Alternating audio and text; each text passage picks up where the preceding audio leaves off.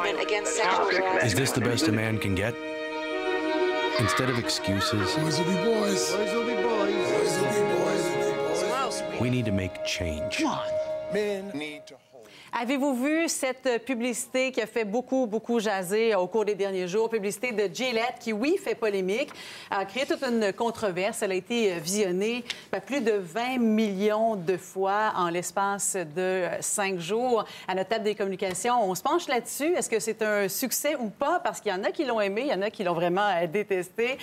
Louis, tout d'abord, rappelons le contexte de ce film publicitaire. On peut dire ça comme il faut ça, parce que c'est long situer dans le contexte économique de Gillette. Donc, Procter & Gamble achète Gillette en 2005, paye 57 milliards de dollars, mais c'est une compagnie qui a 70 du marché. Là, tranquillement, on perd des parts de marché un petit peu, et dans les dernières années, 4 5 par année. Ça va mal. Qu'est-ce que fait Gillette? Bien, Gillette, d'abord, baisse les prix de ses produits, c'est trop cher. Et ensuite de ça, Gillette, voyant que ça ne fonctionne pas, change un peu la technologie de ses produits. Il a toujours vendu des produits technologiquement avancés. Ajoute de la technologie, ça se vend pas.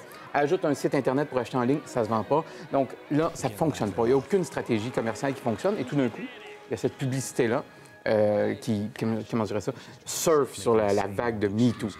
et qui est donc bien réfléchi pour s'assurer qu'on parle de la marque. C'est ça? Oui. Oui, il y a ça, mais je pense qu'il y a un côté très admirable quand même dans cette publicité. C'est-à-dire, c'est pas l'esthétisme de la publicité en tant que telle qui est admirable, c'est que ce soit Gillette qui fasse cette publicité. Et qui dit aux hommes qu'on doit changer le comportement. Oui, qu'on doit redéfinir ce que ça veut dire être un homme. Donc, Gillette a décidé de faire partie de cette conversation qui a commencé il y a un petit moment. Mais il y a quelque chose de... Et ce qui est admirable, en fait, c'est que Gillette s'est souvent associé à, par exemple, des athlètes très reconnus, à des événements très masculins. La course automobile, le soccer masculin. Ils ont un stade et ils s'associent à des sommités du sport, les Roger Federer, les Thierry Henry, les Tiger Woods. Donc, ils n'étaient pas obligés, parce que Roger Federer, c'est pas controversé et c'est rentable. Même chose avec Thierry Henry. Et là, ils se mettent dans une conversation qui ne fait pas l'unanimité. Volontairement. Ben, oui, c'est-à-dire, je ne sais pas s'ils s'attendaient à avoir ce genre de backlash, parce que vous parliez de 20 millions de vues, c'est vrai, mais il y a quand même 500 000 personnes qui ont aimé, mais il y a 2 fois plus de personnes qui n'ont pas aimé la publicité sur YouTube. Donc, ça veut dire qu'il y a quand même une division oui, bien, c'est certain. André, chez Gillette, tu parles à ta clientèle. Bon, d'abord, il n'y a pas beaucoup de femmes, quand même, qui achètent des rasoirs. Pour la barbe, en tout cas. Donc, il parle d'une clientèle majoritairement masculine. Et là, tu dis, nous, comme hommes, on a le potentiel d'être agresseurs et c'est à nous d'être responsables face à ça.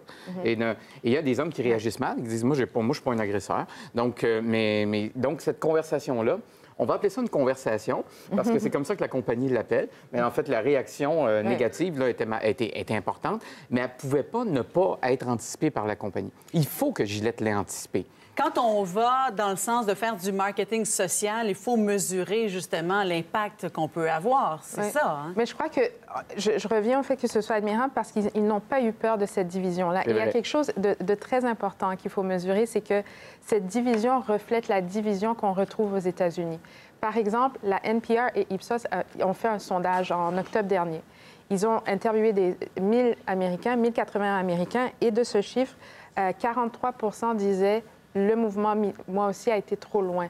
Mais de ce 43 75 sont républicains, 25 sont démocrates. Donc, le mouvement divise comme la politique et c'est pas anodin, je pense. Intéressant. Et aussi, on parle aux jeunes là-dedans, on parle aux milléniaux et on parle de valeurs. Et puis, il ne faut pas oublier que pour Gillette, il faut se bâtir des parts de marché futures. Je peux faire un parallèle un peu boiteux, mais avec le tabac, qui vendait, tente de séduire les jeunes pour s'assurer une clientèle future. Bien, c'est la même chose pour d'autres produits, pas seulement les lames de rasoir. Donc, dans la volonté de rajeunir la clientèle. Est-ce qu'il y a aussi un parallèle à faire avec Nike, par exemple, et la pub avec Copernic? Oui, en fait, on peut essayer d'en faire une.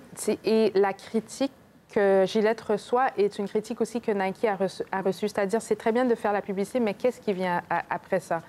Pour que la publicité de Gillette soit bien réussie et que celle de Nike aussi soit bien réussie, c'est qu'il doit avoir des initiatives post-publicité. Par exemple, Gillette peut décider de faire des séminaires avec des professionnels. Ils peuvent décider de donner des outils aux parents pour parler à leurs jeunes. Il faut que ça continue dans le temps. Il faut que ça dépasse la télévision. Ah oui, sinon quoi? On a une étiquette d'opportuniste. Oui, c'est ça. Sinon, c'est que ça, c'est un coup d'éclat, et puis après, the show must go on, comme on dit. Dans les deux cas, il y a des relations émotives à la marque. Là, puis dans le cas de Nike, il y a une relation émotive aux vêtements de sport. C'est vrai parce que c'est notre dépassement, etc. Puis bon, et on les porte souvent, ce qu'on serait supposé. Et la lame de rasoir aussi, il y a une relation émotive. Et si vous ne me croyez pas, essayez d'aller voir un homme aujourd'hui, de dire vous allez changer de rasoir pour un mois. Il ne va pas vouloir.